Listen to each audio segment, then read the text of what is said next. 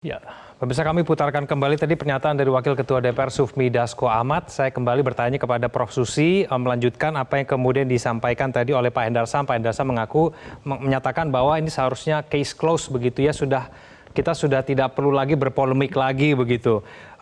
Maaf tadi Prof. Susi sempat kita potong karena komunikasinya mengalami putus-putus. Tadi poin-poin Anda menyatakan bahwa seharusnya DPR menyampaikan pembatalan ini di awal, lalu kemudian DPR seharusnya menahan diri.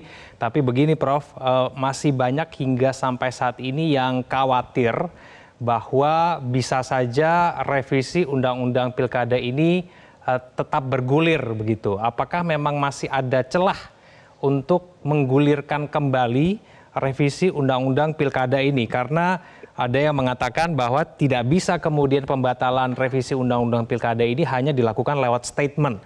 Harus ada rapat pembatalan. Ini dari secara tata negara bagaimana Prof. Susi?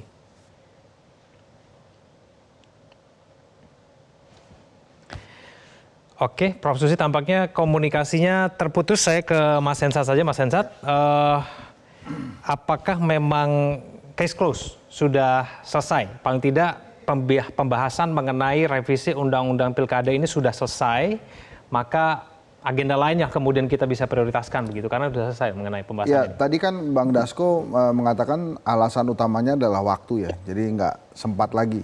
Selasa sudah mulai buka pendaftaran. Jadi artinya ya mungkin perlu ada hitam di atas putih dari pimpinan DPR ya, yang menyatakan revisi Undang-Undang Pilkada misalnya ditunda setelah pilkadanya selesai kan juga bisa gitu, karena persiapan pilkada di 2029 misalnya. Tapi harusnya dengan hari ini sih, karena Bang Dasko sudah berkata seperti itu ya maka case close gitu. Kalau kemudian coba ditimbulkan lagi ya kemarahan rakyatnya akan muncul lagi gitu. Ini gimana sih, makin mencela-mencela ya. Jadi jangan kemudian terpengaruh tuh, ini pasti gara-gara Raja Jawa nih, jadi nggak gitu juga gitu. Harusnya setelah dia bilang selesai ya selesai. Jadi nggak perlu ada lagi, dan kemudian kan rakyat juga kelihatannya udah tenang ya, mereka sudah pulang gitu. Saya nanti akan bertanya ke Mas Hensat nasib koalisi di Jakarta seperti apa, lalu kemudian nasib Kaesang juga seperti apa di Jawa Tengah, saya akan tanya itu nanti. Namun kita, Prof. Susi, semoga komunikasi kita sudah lebih baik begitu. Prof. Susi, sampai saat ini tidak sedikit yang masih khawatir bahwa bisa saja kemudian revisi Undang-Undang Pilkada ini akan digulirkan kembali meskipun waktunya sudah sangat mepet begitu. Ada yang mengatakan sebetulnya pembatalan ini tidak bisa dibatalkan hanya lewat statement. Harus ada rapat pembatalan ataupun hal-hal lainnya begitu. Prof. Susi, apakah masih ada celah setelah pernyataan dari Sufmi Dasko Ahmad tadi ya, masih ada celah untuk menggulirkan revisi Undang-Undang Pilkada ini kembali?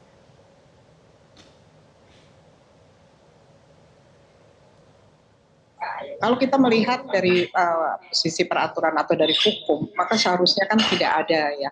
Apalagi yang tadi seperti saya katakan, pada masa-masa yang sekarang ini mereka pada posisi lame duck, yaitu posisi di mana sudah mendekati akhir dari masa jabatan, dan seharusnya mereka legitimasinya itu lemah sekali untuk melakukan perubahan ataupun juga pengesahan suatu undang-undang yang baru. Namun politik itu, apa yang tidak mungkin menurut hukum, itu menurut politik itu bisa saja terjadi. Kita masih ingat betul bagaimana proses pembentukan undang-undang omnibus, kemudian yang dipercepat, kemudian juga disetujui pada mendekati malam hari, gitu ya. Nah, jadi inilah yang dikhawatirkan. Oleh karena itu, kenapa pengawalan itu tetap akan dilaksanakan? Karena kita melihat bahwa kalau dari perspektif pemilihan umum itu merupakan satu siklus. Jadi tidak bisa hanya dilihat pada tahapan-tahapan tertentu. Nah, rakyat harus memastikan bahwa pemilihan umum yang dilakukan itu sesuai dengan asas-asas yang diatur di dalam Undang-Undang Dasar 1945 untuk menghasilkan pemilihan umum yang bermartabat dan berintegritas serta adil. Nah, bagaimana caranya? Yaitu untuk memastikan bahwa dasar hukumnya itu adalah dasar hukum yang dibuat berdasarkan prinsip-prinsip negara hukum yang demokratis, prinsip konstitusionalisme. Segala sesuatu saya mengatakan bahwa norma-norma undang-undang dasar itu tidak dapat diperkuat dengan norma-norma hukum yang lainnya, misalkan melalui norma hukum pidana. Norma-norma konstitusi itu hanya dapat diperkuat dan ditegakkan apabila sistem politiknya sehat. Namun jika sistem politiknya tidak sehat, maka norma konstitusi sebaik apapun, maka dia dapat saja kemudian dilanggar. Dan apabila pelanggaran itu bersifat sangat serius, maka bisa menimbulkan apa yang disebut sebagai krisis ketatanegaraan ataupun juga krisis konstitusi. Nah, inilah yang dihindarkan dan inilah yang harus dipahami betul, disadari betul oleh para anggota DPR bahwa di tangan mereka norma-norma, prinsip-prinsip konstitusi itu dapat tegak atau tidak dapat tegak. Bukan hanya semata-mata di tangan penegak hukum, tetapi justru pada politisi-politisi tersebut. Jadi mereka harus dengan sadar mengingat bahwa kedaulatan ini adalah di tangan rakyat, bukan di tangan para politisi. Dan mereka dipilih itu untuk melaksanakan mandat rakyat. Dan rakyatlah yang menentukan dengan cara bagaimana kami itu ingin diatur. Itu dengan cara bahwa undang-undang itu adalah undang-undang yang pro rakyat, pro demokrasi. Dan kalau ini disadari, misalkan, mengapa saya katakan seharusnya secara hukum itu tidak mungkin?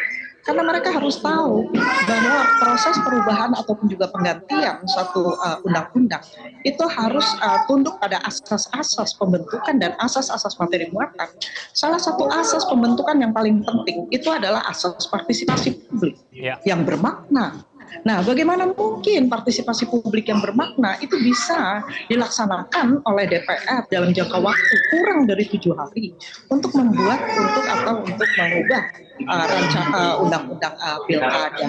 Jadi seharusnya tidak mungkin untuk dilakukan perubahan undang-undang pilkada tadi kalau kita melihat pada prinsip-prinsip atau asas-asas yang ada di dalam Undang-Undang Nomor 12 Tahun 2011. Saya berharap bahwa kekuatan-kekuatan politik itu sadar betul bahwa prinsip Indonesia itu adalah prinsip negara hukum dan segala sesuatu itu harus tunduk pada hukum. Namun hukum yang dibuat di sini bukanlah hukum untuk melindungi kepentingan-kepentingan golongan tertentu, tetapi hukum di mana digunakan untuk kepentingan rakyat, termasuk di sini adalah demokrasi. Rakyat itu berhak untuk memilih berbagai alternatif pilihan yang disediakan. Rakyat itu berhak untuk mendapatkan calon-calon yang berintegritas, calon-calon yang saya mengatakan bahwa bukan hanya sekedar memilih pemimpin atau leader, tetapi yang kita pilih itu adalah negarawan. Dan negarawan itu adalah negarawan orang yang selalu mengedepankan prinsip the common good karena berdasarkan prinsip atau elemen core dari Republik. Jelajahi cara baru mendapatkan informasi. Download Metro TV Extend sekarang.